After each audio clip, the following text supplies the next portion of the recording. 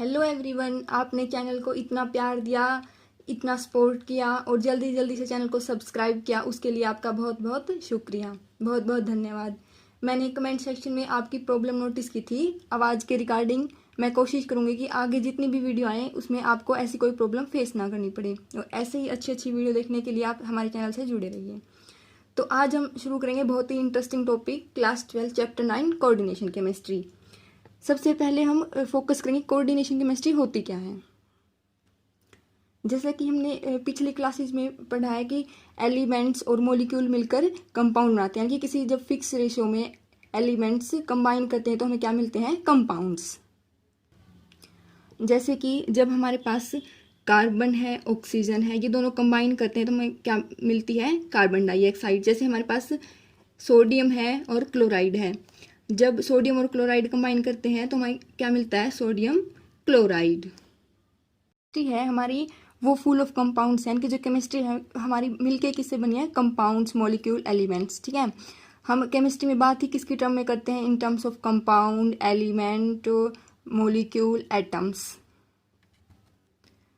और किसी भी कंपाउंड में जो हमारे पास एलिमेंट वो क्या होते हैं, लिंक्ड होते हैं, यानी कि जुड़े हुए होते हैं। ठीक है, यानी कि जब दो एलिमेंट या दो से ज़्यादा एलिमेंट लिंक होकर कुछ फॉर्म करते हैं उसी को तो हम कंपाउंड बोलते हैं। और जो लिंकेज है उस लिंकेज को हम क्या बोलते हैं, जब दो एलिमेंट लिंक होते हैं किसी कंपाउंड की फॉर्मेशन करते हैं तो उसी लिंकेज को हम क्या बोलते हैं, bond.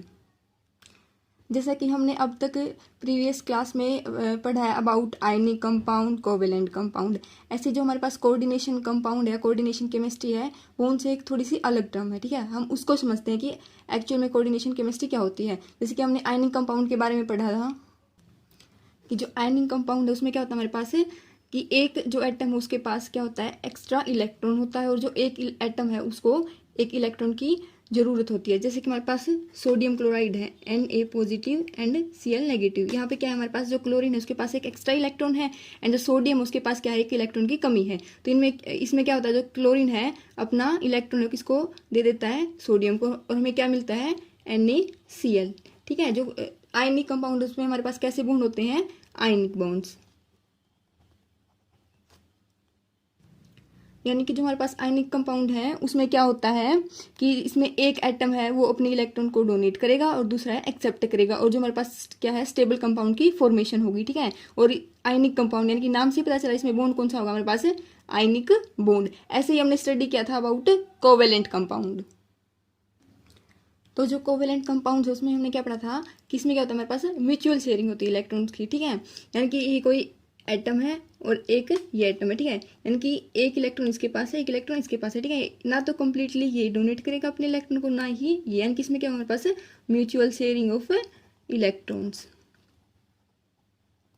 Mutual sharing of electrons. ठीक है, तो ऐसे हमारे पास है एक स्पेशल टाइप कोऑर्डिनेशन कंपाउंड्स। और जो कोऑर्डिनेशन कंपाउंड्स है उसको समझने के लिए हमें पहले क्या पता होना चाहिए कि कोऑर्डिनेशन बॉन्ड क्या होते हैं, क्योंकि जो हमारे पास केमिस्ट्री है उसमें लिंकेज होती है, वो किसकी होती है, एटम्स की। उस लिंकेज को हम क्या बोलते हैं, केमिकल बॉन्ड। तो हमें कोऑर्डिनेशन कंपाउंड को या कोऑर्डिनेशन केमिस्ट्री को समझने से पहले क्या पता होना चाहिए कि कोऑर्डिनेशन बॉन्ड क्या होते हैं। तो उसके लिए हम देखते हैं कोऑर्डिनेशन केमिस्ट्री से रिलेटेड कोई भी एग्जाम्पल की हेल्प से। तो जो कोऑर्डिनेशन बॉन्ड है उसको समझने के लिए हम क्या लेते हैं, दो एटम मान लेते हैं। ठीक है, जैसे कि हमारे पास एक है एटम ए और एक है हमारे पास एटम बी। तो जो कोऑर्डिनेशन कंपाउंड्स होते हैं उसमें कोऑर्डिनेशन बॉन्ड की फॉर्मेशन के लिए क्या होता है कि जो हमारे पास एक एटम है या एक एलिमेंट है उसमें क्या होता है, एक एक्स्ट्रा नंबर ऑफ इलेक्ट्रॉन्स होते हैं। और ये आपको पता ही है कि एक्स्ट्रा नंबर ऑफ इलेक्ट्रॉन्स को हम क्या बोलते हैं, लोन पेयर। तो हमने मान लिया जो ए एलिमेंट या ए एटम है उसके पास क्या है, एक्स्ट्रा नंबर ऑफ इलेक्ट्रॉन्स, यानी कि उसके पास क्या है, लोन पेयर्स। और जो दूसरी स्पीसीज है उसमें क्या होता है कि हमारे पास कमी होती है, जो एटम है उसके पास क्या होती है, इलेक्ट्रॉन्स की कमी होती है। इसको हम क्या बोलते हैं, इलेक्ट्रॉन डेफिशिएंट एलिमेंट और इलेक्ट्रॉन डेफिशिएंट कंपाउंड। तो इसमें क्या होता है हमारे पास, जैसे इस जो ए एटम है उसके पास हमारे पास क्या है, लोन पेयर, इसको हम शो कर देते हैं। ठीक है, तो इसमें अब बॉन्ड की फॉर्मेशन कैसे होती है, अब हम ये देखते हैं। तो जो हमने इसमें लिया है, यानी कि इसमें क्या है, बी को नंबर ऑफ इलेक्ट्रॉन्स की जरूरत है, ठीक है, और जो ए है उसके पास एक्स्ट्रा है, ठीक है।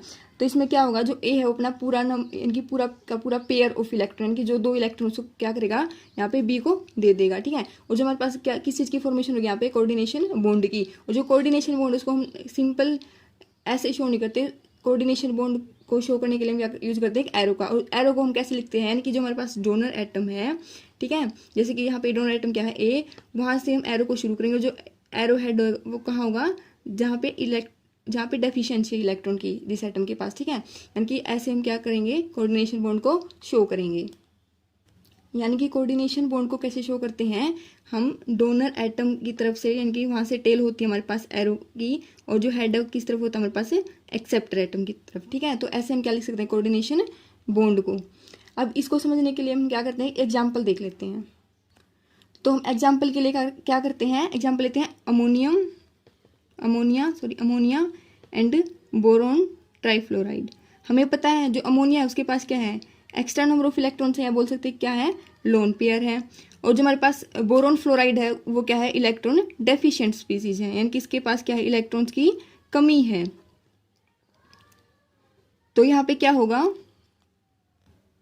तो जिसमें हमारे पास नाइट्रोजन के पास लोन पेयर है और बोरोन क्या है, डेफिशिएंट। तो इसमें क्या करेगा, जो हमारे पास अमोनिया है वो अपने लोन पेयर को डोनेट कर देगा और क्या करेगा, कोऑर्डिनेशन बॉन्ड की फॉर्मेशन करेगा, ठीक है। तो इसमें हमारे पास क्या हुआ, जो अमोनिया है उसने क्या किया, बोरोन ट्राइफ्लोराइड को अपने number of pair of electron क्या किया, डोनेट किया और क्या फॉर्म हुआ, कोऑर्डिनेशन बॉन्ड। अब हमने एग्जाम्पल तो देख लिया कोऑर्डिनेशन कंपाउंड का, या कोऑर्डिनेशन बॉन्ड कैसे फॉर्म होते हैं। अब हम सोचेंगे कि क्या डेली लाइफ में भी हम कोऑर्डिनेशन कंपाउंड्स को देखते हैं। आपको हीमोग्लोबिन का तो पता ही होगा। हीमोग्लोबिन क्या होता है, इसका क्या काम होता है हमारे बॉडी में, ट्रांसफर ऑफ ऑक्सीजन। और क्या करता है, ये कार्बन डाइऑक्साइड को कलेक्ट करता है और एक्सहेल करा देता है, ठीक है। जो हीमोग्लोबिन है वो एक्चुअल में किससे बना होता है, हेम ग्रुप से। यानी कि हीमोग्लोबिन किससे बना है हमारे पास, है हीम ग्रुप से। जो हीम ग्रुप है वो एक्चुअल में क्या होता है हमारे पास, आयरन प्रोटीन, ठीक है। और जो हीमोग्लोबिन है वो क्या है हमारे पास, एक कोऑर्डिनेशन कंपाउंड है, किसका, आयरन का। ऐसे हम एक एग्जांपल देखते हैं क्लोरोफिल का। क्लोरोफिल का आपको पता ही क्या होता है, ग्रीन पिगमेंट होता है हमारे पास प्लांट में, ठीक है।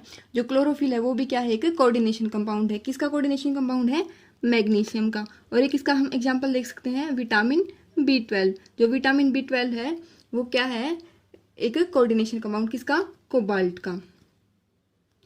हीमोग्लोबिन क्या होता है, हमारी बॉडी में एक रेड पिगमेंट होता है, कि एक जो ब्लड है उसका मेन कंपोनेंट होता है। जो क्लोरोफिल है वो प्लांट्स में होता है ग्रीन पिगमेंट, और जो विटामिन B12 वो क्या होता है, हमारी डाइट में। इसके बाद हम देखते हैं जो कोऑर्डिनेशन कंपाउंड्स हैं और जो डबल सोल्ट्स हैं उसमें कंफ्यूजन होती है, ठीक है। वैसे तो कंफ्यूजन वाली कोई बात नहीं, क्योंकि जो डबल सोल्ट्स हैं उनकी अपनी प्रॉपर्टीज होती है और जो कोऑर्डिनेशन कंपाउंड है उनकी अपनी प्रॉपर्टीज होती है।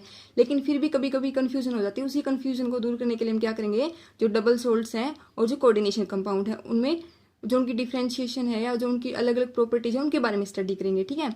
तो इसके लिए हम क्या देखते हैं, this is our first coordination compound. तो जो डबल सोल्ट्स और कोऑर्डिनेशन कंपाउंड को डिफरेंशिएट करने के लिए हम क्या करेंगे, जो हमारे पास जो कोऑर्डिनेशन कंपाउंड है इसको हम वाटर में डिजोल्व करते हैं, यानी कि इसमें वाटर ऐड किया। तो ये कैसे डिसोशिएट होगा या नहीं होगा वो हम कैसे देखते हैं, जब इसको हम इसमें वाटर ऐड करते हैं तो हमें क्या मिलता है,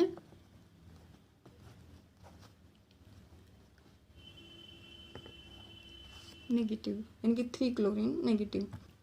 यानी कि वाटर ऐड करने के बाद जो हमारा कंपाउंड था वो क्या हो गया, डिसोशिएट हो गया और जो क्या है इसने अपनी अपनी अलग अलग प्रॉपर्टी बना ली, ठीक है। और अब हम देखेंगे यही सेम ऐसे डबल सोल्ट्स के लिए हम क्या क्या एग्जांपल्स ले सकते हैं, जैसे मोहर सॉल्ट है, पोटाश अलम है। मोहर सॉल्ट का फॉर्मूला हमारे पास क्या होता है, FeSO4